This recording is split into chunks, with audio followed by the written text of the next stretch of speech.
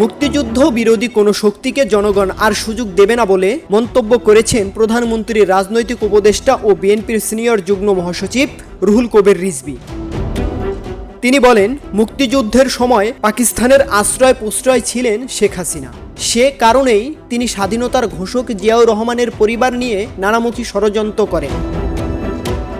বুধবার 12 আগস্ট সকাল বনানীতে প্রয়াত আরাফাত রহমান কোকোর ৭৫তম জন্মবার্ষিকী উপলক্ষে তার কবরে শ্রদ্ধা নিবেদন শেষে তিনি একথা বলেন। রিজভী বলেন, ফ্যাসিস্টদের চূড়ান্ত বহিঃপ্রকাশে মারা যান আরাফাত রহমান কোকো। একটি পরিবারকে নানাভাবে বিপর্যস্ত করার জন্য কোনো কিছু বাদ রাখেনি পলাতক দণ্ডপ্রাপ্ত শেখ হাসিনা।